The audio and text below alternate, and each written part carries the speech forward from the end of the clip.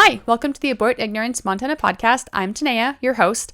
On this podcast, we seek to educate, advocate, and heal the culture in Montana surrounding abortion. On today's episode, we're going to be diving into the chemical abortion pill and a possibility right now that's happening in our nation that we might be able to ban the abortion pill from being sent in the mail.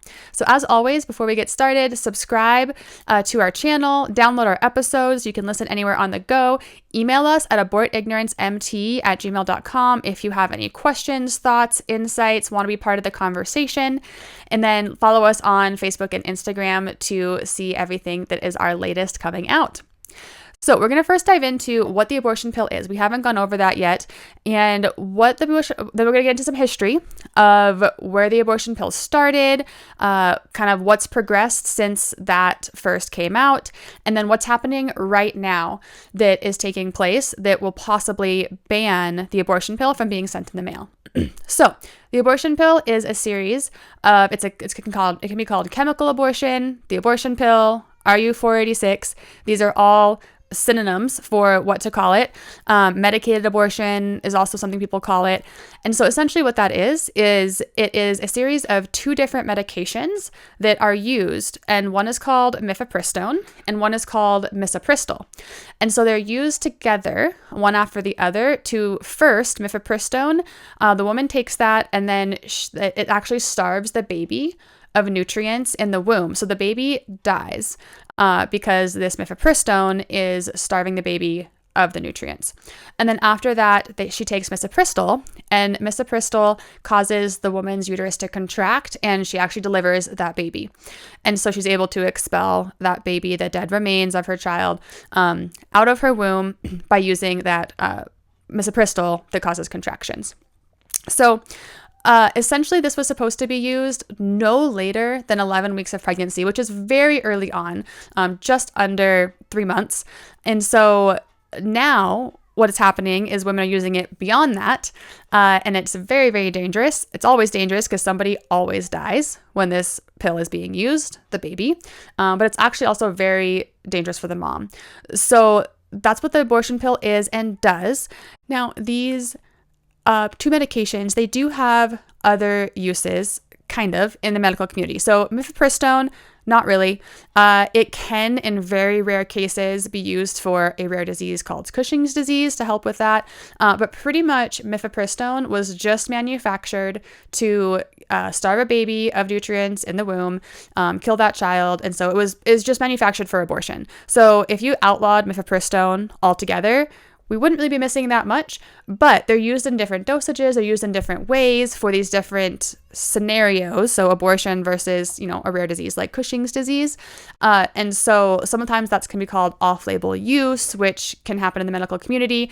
But what I'm trying to get at is if we actually just banned mifepristone altogether, it wouldn't be that impactful, besides preventing babies from dying and women from experiencing the tragedy of abortion. Now, misoprostol, however, that's the one that's used to cause the woman to contract after the baby's died in the womb as part of the chemical abortion regimen. But it can also be used in a normal pregnancy induction. So that's still useful. But as far as how it's used with abortion, we could ban that usage and still let the drug be on the market, and we would prevent women from experiencing the tragedy of abortion and babies from dying in the womb. So that's how the chemical abortion pill works. That is now 82% of abortions in Montana, and most of abortions across our nation are now chemical abortions. So a little bit of the history of what's going on with chemical abortion is back in the Clinton era is when the drug was first approved for being used for abortions. But there was a protocol to it. So in order for a doctor or an abortionist, who aren't even typically actual doctors some of the times, they could only prescribe it to a woman for the purpose of abortion after 3 in-person visits to her doctor. So 1, she had to go in to get checked for how far along the pregnancy is she, which is really important because this is only meant to be used, again, maximum of 11 weeks of pregnancy. Beyond that, it's even more dangerous for the woman. It's always dangerous for the baby. We know that.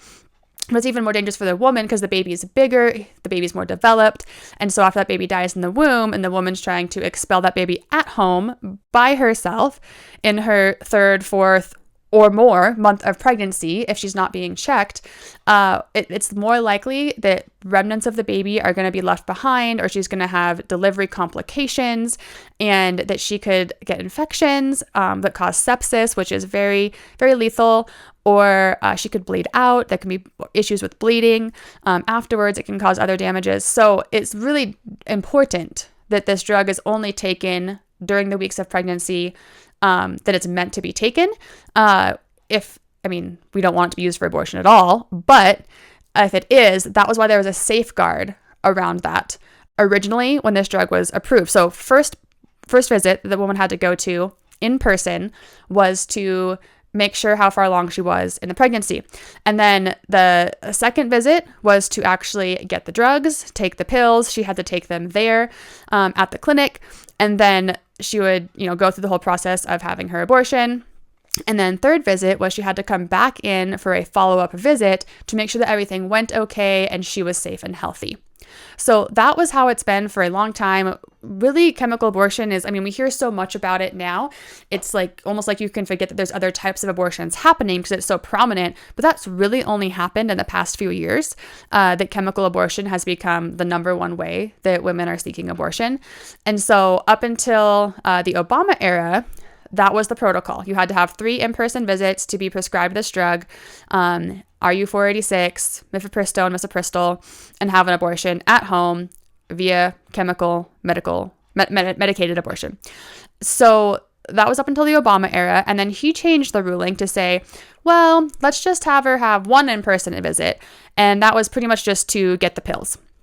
And so maybe they were checking, her last menstrual period and how far along they thought she was, maybe, but you had to at least go into a doctor's office, make an appointment, know that the doctor or the nurse practitioner or whoever it was that is the abortionist was prescribing this medication. They had to look the woman in the face. They had to actually give her the medication. And so that was another step a woman had to go into. So at least it had to be dispensed like any other, highly risky medications, like we don't just hand out like opioids over the counter. Like they have to be prescribed by a doctor because you actually have a condition going on where you really do need that medication, and it's the correct medication for you. So as far as women's healthcare goes, that Obama era restriction, I guess not restriction, lifting the restrictions, where you only had to have 1 in-person visit instead of 3 in-person visits, was no benefit to women's healthcare at all, because they're not getting checked for how far along they are, if they're ectopic pregnancy, none of that. They're not making sure that there's no other medications the woman's taking that these drugs are going to interact with and cause adverse effects. They're not checking medical history or where she's at, with other health conditions, nothing. They don't even know or care the woman's name for the most part. So that all went away besides just that one time to come in and get the medication to take it at home to have your abortion. That was the Obama era.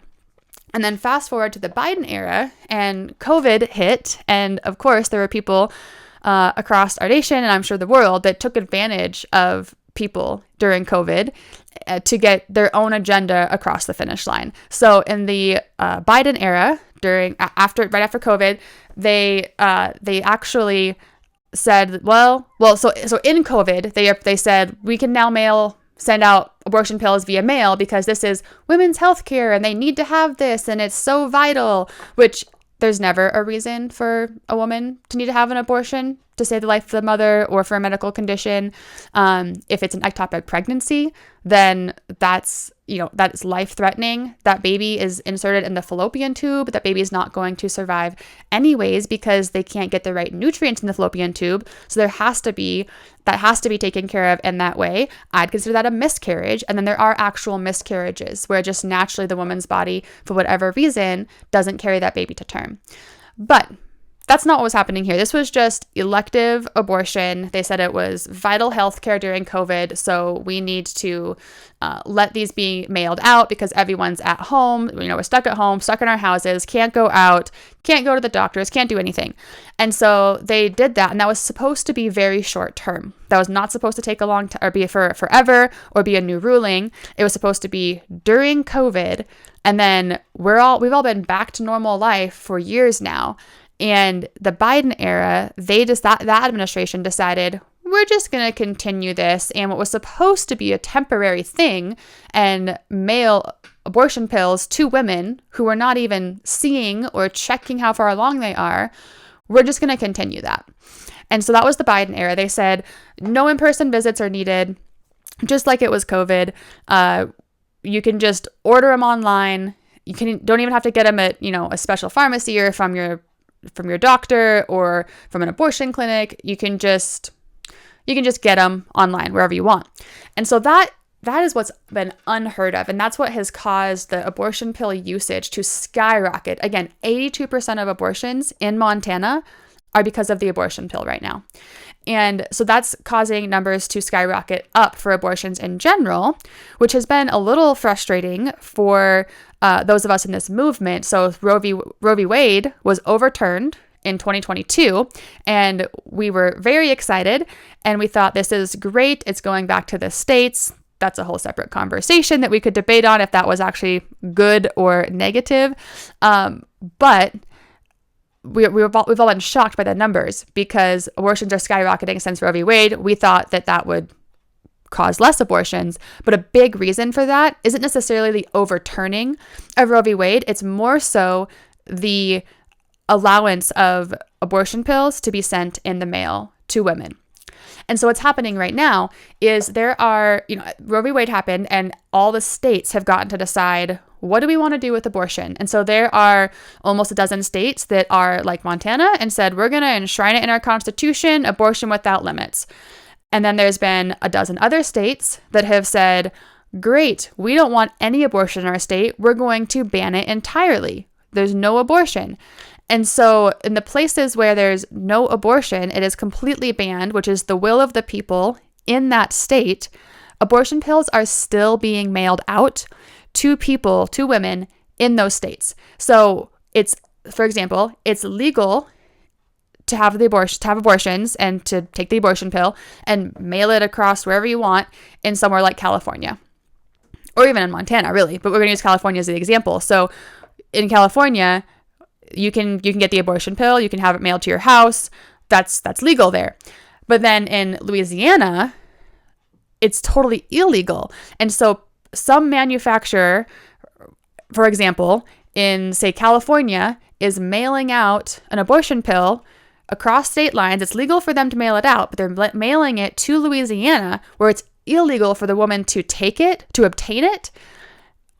But how do you regulate that? And so California is violating Louisiana's state laws, but people are getting away with it because they can just order it online. You can't go to a clinic or go to a pharmacy in Louisiana and get the abortion pill, which, by the way, with these lifted restrictions that have happened and it being kind of a chemical abortion free-for-all out there, you can now get abortion pills at any pharmacy. They call it anywhere at your neighborhood pharmacy, which just means no special pharmacy, CVS, Walgreens, your grocery store pharmacies, everywhere. Again, it's almost like, I want to say ibuprofen, but at least you just get that off the shelves. We're not quite there yet, but it's just so unregulated. You can just go to the pharmacy and pick it up. And so you can't do that in places like Louisiana because it's illegal in their state. But there are now over 70 online websites that sell the abortion pill. 70. How is it possible to know that all 70 of those abortion pill retail stores online are selling something that is high quality, that is correct, that is manufactured in a safe location, that is regulated? I mean, that's a lot of online retail sites to be selling a very dangerous drug. I mean, this drug always kills someone. And then 11% of the time, which that number just came out recently, 11% of the time, the woman's also affected in a severely adverse way, not just like a mild, like this is, I bled for a few extra days or something like that, or my cramping was extra severe and I had to take off work. No, these are severe adverse reactions. 11% of women are experiencing this, and you can just get it from 70 online websites.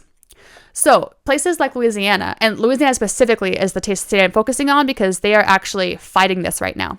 So a woman orders the abortion pill from wherever, California, Montana, whoever sells, wherever the manufacturers are, and she gets it shipped to her front door. And she was never checked for ectopic pregnancy. She was never checked for how far along she was to see if this is actually the right prescription for her to have.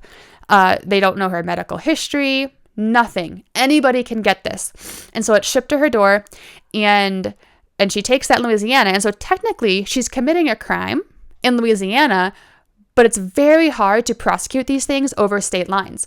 And so Louisiana can't really find all 70 of these online sites and say, we're going to sue all of you and make you stop sending it here. It's very hard because the rules are different from state to state. It's very hard to prosecute that because what California did wasn't technically illegal because it's legal in their state. They can sell it. But in Louisiana, abortion is outlawed. So it's very hard to prosecute that. But the state of Louisiana right now, so a week ago, it was on Friday, so just a little over a week ago, on Friday, Louisiana filed a suit that said, it went to the Fifth Circuit Court, which is just, we don't need to get into how the court system necessarily work, but it is not the Supreme Court, okay? So it's in the Fifth Circuit Court. It's above the district courts, I believe, but below the Supreme Court. And that court right now has put a stay on mailing chemical abortion pills because Louisiana is suing and saying, we're saying this is happening in our state, and we are, we're incurring costs for women that are coming into the ER with these severe adverse reactions. And so it's costing our state money. It's against our state laws, and it's not in the best interest of the people in our state. And so they're actually suing. And so the Fifth Circuit Court right now is, they put a stay, which means it's just paused for everything, for all mail order abortions to just stop, because they said we need time to gather more information. And so they're currently gathering information to see, okay, what are both sides of this? Is there a suit here? And then, so that was last week.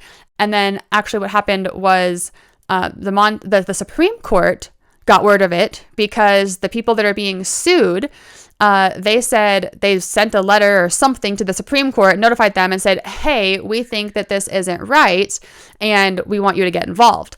And so the Supreme Court said, okay, everybody just stop. And so they stopped the ban on the abortion pills for just a week. And they said, we need to look at these both sides of these briefings and see, is this constitutional to do? Is there standing here? Is there grounds for this suit to be brought and for the request on the abortion ban to happen? And so they're looking at everything. And then on Monday, so in just a couple days, they're going to decide what the Supreme Court is going to do. So the Supreme Court can do a few things. So the Supreme Court can, one, say state of Louisiana has validation in bringing this suit. Go ahead, Fifth Circuit Court, you can, hear this case. And in the meantime, the request that Louisiana is asking for stopping all mail order abortions while the case is being heard. So it's not like this is actually the ban right now. Louisiana is just asking, saying, because we're incurring, costs and health issues, adverse effects, everything for the people in the state of Louisiana where abortion is banned, we are requesting that all mail order abortions stop while we bring this suit forward to the courts and it gets heard, and then a final decision is made. And so the Supreme Court is deciding on right now if that is legal or correct. And so they can do a few things. They've had a week to look over the case. They could say, Louisiana has grounds for this request. all mail order abortions will stop until this case is heard in the Fifth Circuit Court.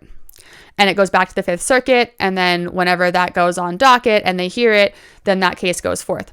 Another thing that the Supreme Court could do is they could say, we actually want to, we don't think that Louisiana has grounds for this request, and that would effectively kind of stop the lawsuit even from coming forth, from my understanding. So it would not, they would say, they can't request a ban on mail order abortions right now, and that might even just kill the case altogether. Or they would just say, go ahead and hear the case, Fifth Circuit Court. But in the meantime, Louisiana didn't show us that there's enough reason to pause mail order abortions until the case can be heard. So mail order abortions could continue to be sent out while the case is heard in the Fifth Circuit Court, or mail order abortions could stop while it's being heard in the Fifth Circuit Court. Or the Supreme Court, this is pretty unlikely from what I understand, but the Supreme Court could say, we're going to hear this case ourselves, actually. And then they would take it off of the Fifth Circuit's docket. They would say, this is our case now. We want to hear it. And what would happen if they decided that is they only have certain times during the year when they're hearing cases. And so they actually wouldn't even have it on the docket until fall. They're done with their cases for the spring. And so when the fall comes around, then the Supreme Court starts up again and they could have it on their docket then. So it could be, it could be a year from now. It could be June 2027 before we actually have a decision on that, the mail order abortion case or not. That's if it went to the Supreme Court. So those are some of the options of what could happen and be decided on Monday. Another thing that could happen is Supreme Court could just say, we want more time to review this briefing. They said they were going to give us an answer this coming Monday. And so on Monday, they could say, we want another week to review things. We need more time. That is something else that could happen. And then we're still in the same waiting game of the other options of them taking it up, them telling Louisiana to go forward and pause mail order abortions in the meantime, or them telling Louisiana to go forward, but don't pause mail order abortions in the meantime.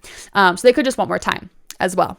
So the most likely thing that's going to happen is they are going to decide, the Supreme Court is going to decide one way or the other of if the request to pause mail order abortions while the case is being heard in the Fifth Circuit has standing or not.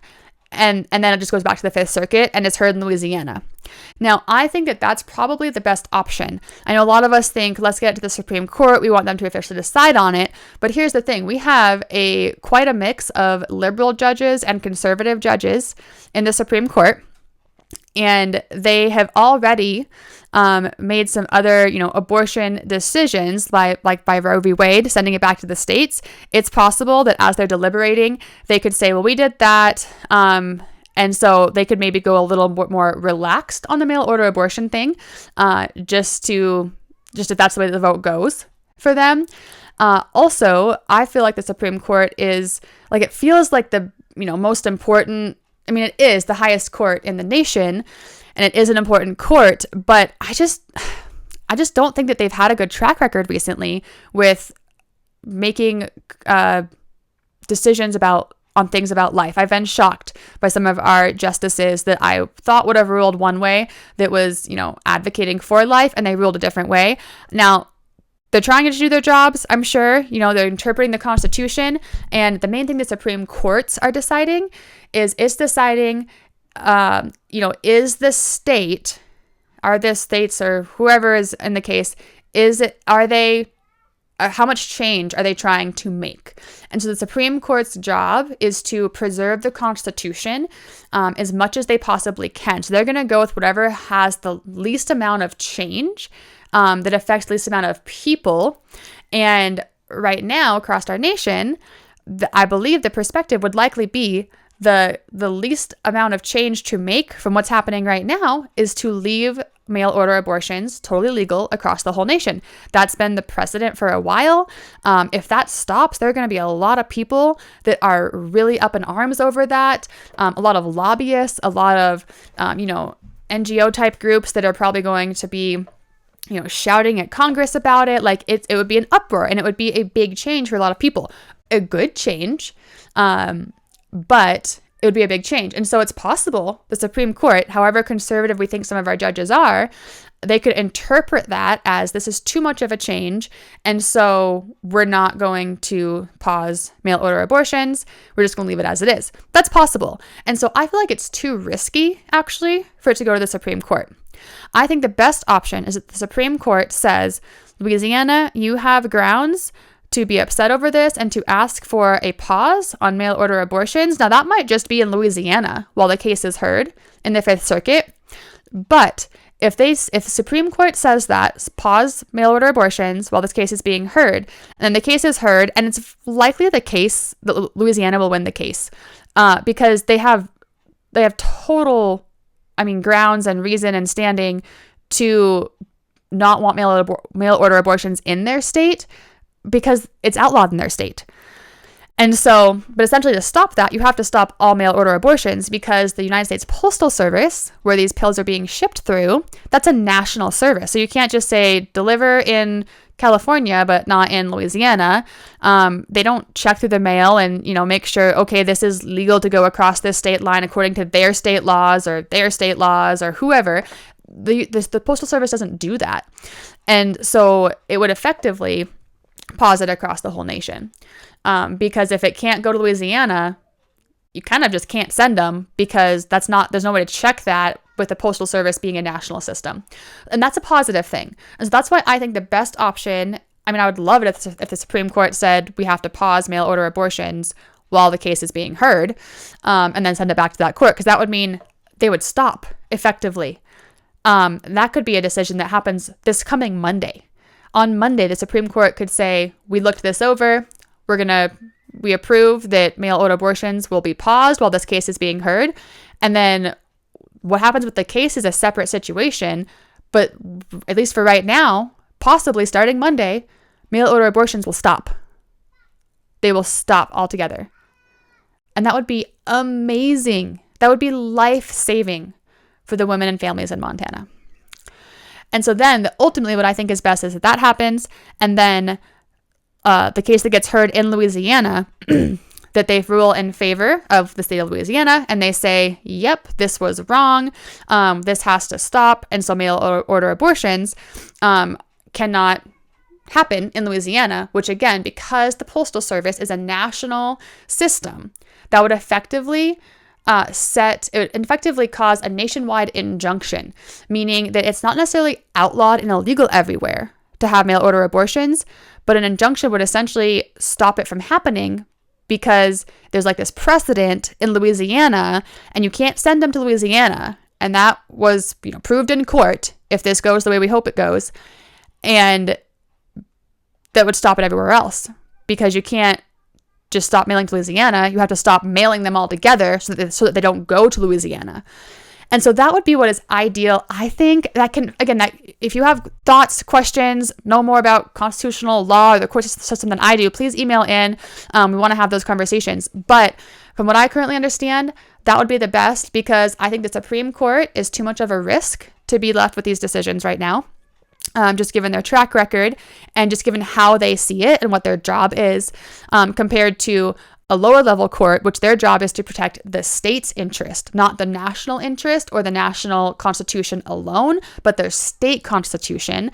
And so if we can get this precedent set in a very, very pro-life state like Louisiana, they would essentially be the leaders in the nation for setting the standard about abortion pills. And so that would be incredible. So if this was happening, for example, if this was happening in Montana, in our state Supreme Court, I would say, I hope it goes to the national Supreme Court because our Supreme Court in Montana is so liberal and we have activist judges that there is no way. They wouldn't have even looked at the two sides of the case, I don't think. I think they would have heard about it and they would have said, nope, this is unconstitutional, which technically in Montana, with abortion without limits in our constitution, that's the correct ruling, unfortunately. And so this case would be dead in the water if it was happening in our state. But I think it's God's design and God's grace and his purpose that this is happening in Louisiana, a state that has already outlawed, totally banned abortion. And they're bringing this forth. They're standing up. They're showing courage. And they're saying, we do not want women to be affected by the chemical abortion pill and have it mailed to their doors in our state. We already outlawed abortion. It's not legal here. And we're going to protect our citizens and our citizens' interests. And our bottom line, really, because it's expensive to have these adverse effects and the women going into the emergency room.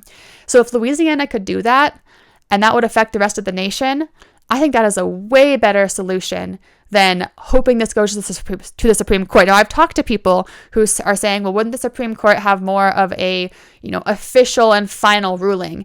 And yes, that would feel good for us. But what we've seen from administration to administration, it's like whiplash right now in our nation. So you see, you have like an Obama administration, and then someone like Trump gets in and we change all the rules that Obama had. And then Biden gets in and we change all the rules back to be more liberal. And then Trump gets in again, and now we're all conservative again. And so who's going to get in next? Like, I really hope it's a conservative.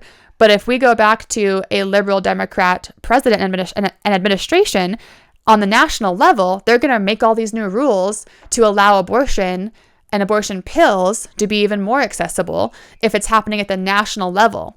So if we can get this happening at the state level in a state like Louisiana, then effectively, I don't know if there's much you can do about that after the fact, even on a Supreme Court national level. It would be very difficult, I think. And so I think that's the best solution that could happen right now. So that's why we're jumping on an extra time, just to share this with you guys. It's kind of some breaking news that possibly on Monday, May 11th, I believe is Monday, we could effectively have a temporary stop to the abortion pills being sent via mail. And that would be a huge win for women's health care, for babies' lives, and for life in general. So again, in the state of Montana, 82% of abortions are because of the chemical abortion pill. Now, in Montana, you can still access the abortion pill.